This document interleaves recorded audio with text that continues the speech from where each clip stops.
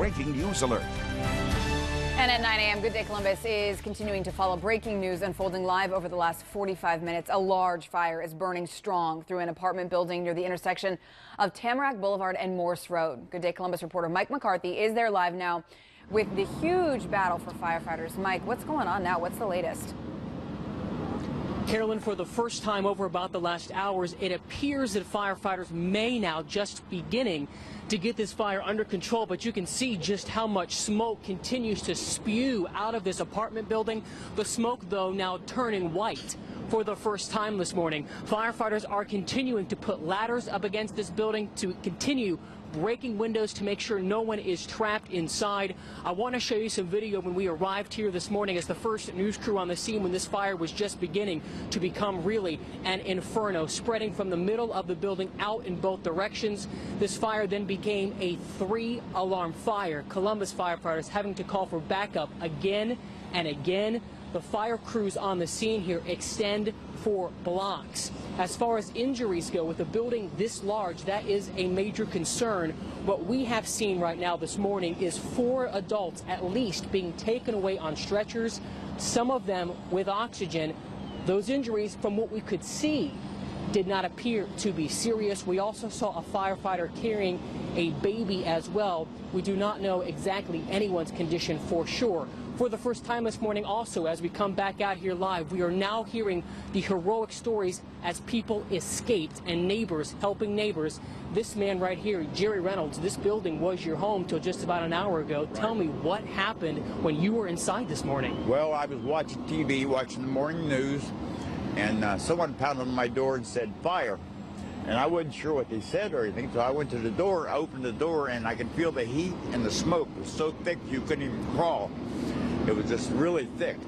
So I shut the door, went over to the window, opened it up, and knocked out the screen.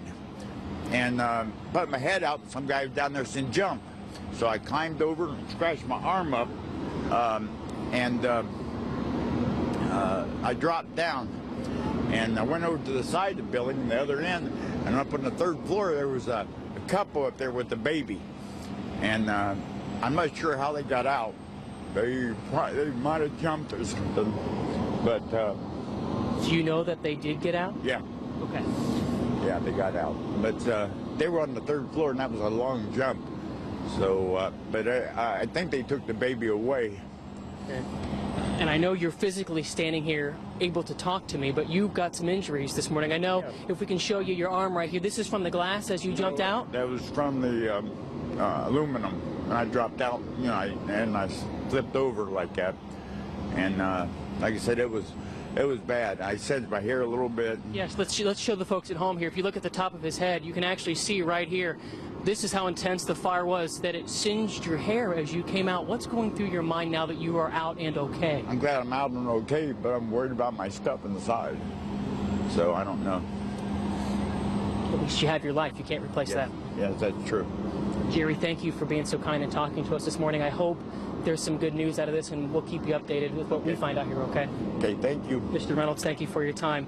Jerry Reynolds, one of the people to get out of this building, okay? We're trying to get an idea of how many people were inside, who's now in the hospital, who has been injured. We have not heard of any firefighters being hurt in any of this. Obviously, with this fire being so huge, the focus has been getting it put out, under control, keeping everyone safe. We'll keep you updated in terms of what we find was the cause of this huge apartment fire on the north side of Columbus. Carolyn, we'll send things back to you. Mike, thanks. Wow. Just to hear that man talk about getting out of that fire and seeing that couple with a baby. So glad that he is out as well as that couple. We're going to continue to follow the story as it develops throughout this hour of Good Day Columbus.